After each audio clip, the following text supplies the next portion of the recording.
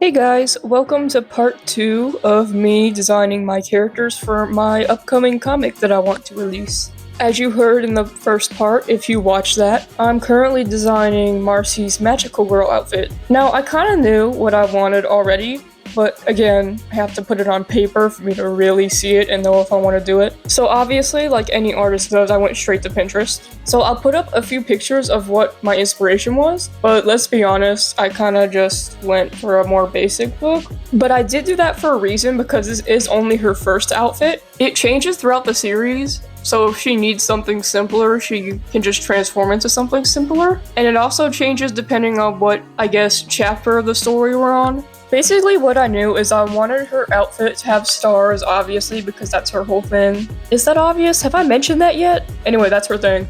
I feel like I forget to mention a lot of stuff and then it just gets dropped later in the video, even though it's vital things that you need to know. But I think it's because usually when I'm filming a video, I'll think about what I want to say, and then I guess I just assume that I've already said it.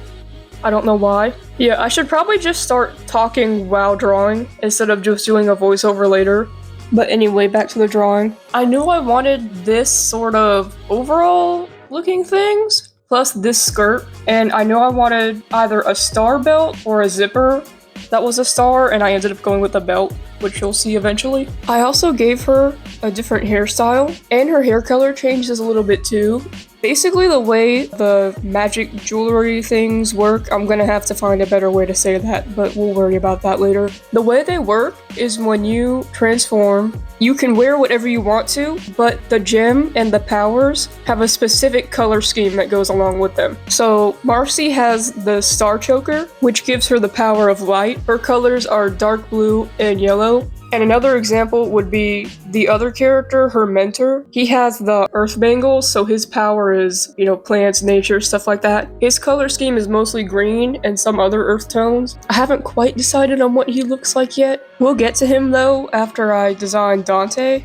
I really don't know what else to say about this, because it's hard to get into stuff without spoiling other things that I haven't shown yet. Like, for example, the villain. I want to design the villain, but I don't want to really talk about him until I actually start designing him in a video. Also, on the topic of design, I know that the magical girl genre tends to be more focused for girls, but why is it so difficult to find any magical or fantasy looking clothes for guys that don't look like they just walked out of medieval Europe? Like, it's either that or an AI generated suit. So there's really no good options on Pinterest, so I think I'm just gonna have to wing it for— I almost said his name. I don't want to say his name yet, mostly because I want to keep y'all in suspense so that you have to come back and watch the video where I design him.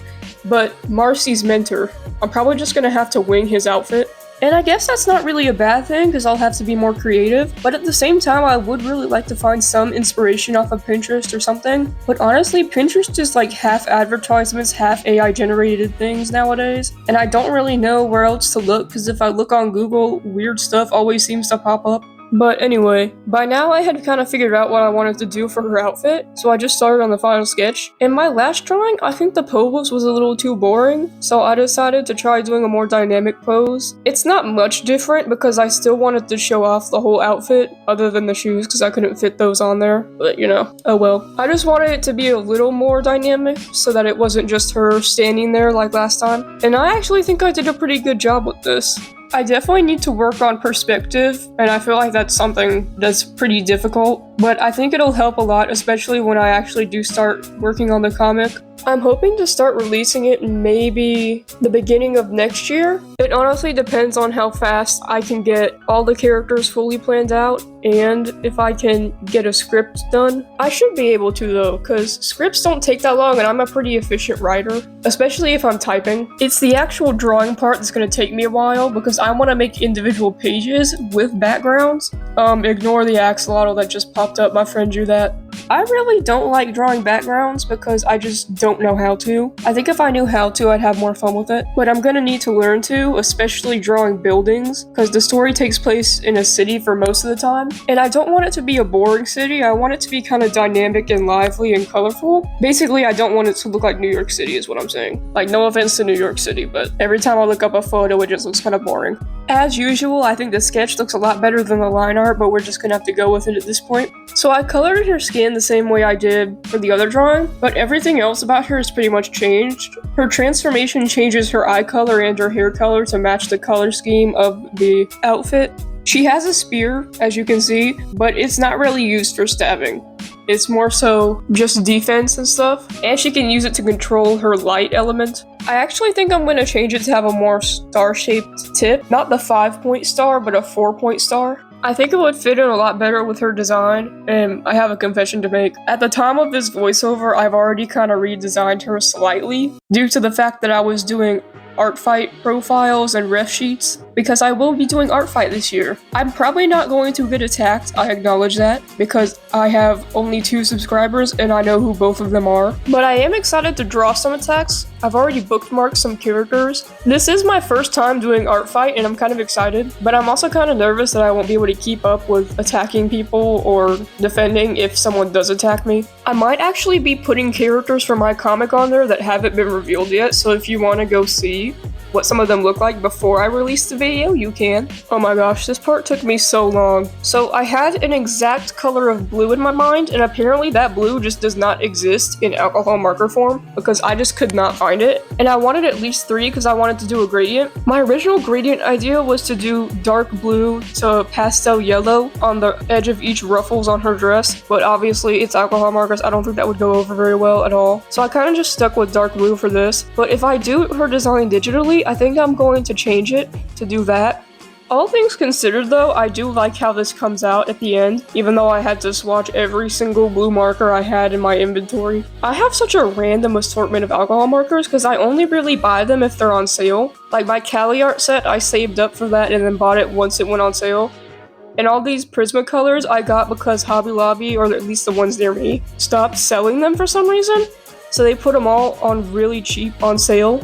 I also have a few from Five Below, and I have 4 tri-blend markers, the ones that have kind of 3 colors in one. I really like those actually, I don't know why. I have kind of a golden one, a purple one, an icy blue one, and a light skin tone one, and they all work really well. They haven't dried up yet, and I use them pretty often. They are bullet nib though, which I know a lot of people don't like. Personally, I'll just take what I can get at this point. I'm probably never gonna see a Copic marker in my life, and I really don't mind, honestly. I've heard people say that knockoff Copics tend to actually be a little bit better. I don't know if Ohuhu counts as a knockoff or if it's its own separate brand, but Copics are generally labeled as the alcohol markers. But to be honest, I've heard some people complain about them, so I don't really know. They seem nice, but I'm just not willing to spend the money. Also, I'm not a pro artist, so I don't really need pro art supplies. I remember being happy when I only had like 2 Prismacolors. I got so excited, because for the longest time, I was just using those Tombow brush markers. Not the alcohol-based ones. I actually think those are fairly new, I think. I'm not entirely sure. I was using the water-based ones. Yeah, you'll see that a lot when I start going through some of my old art. That was like 5 years ago though. I don't really use them anymore. Well, I wouldn't say that. I still use them, just not the same way I used to use them. If I ever make a video redrawing old art, maybe I'll use some of those the same way I used to use them. Maybe not the same way. I'm a little more experienced at coloring now, but back to the drawing. I did really like the gradient on her dress, even though I really didn't have the right colors. I still think it turned out pretty good. Originally, I was gonna go for more purpley blues, but I decided not to, and I'm really glad I did.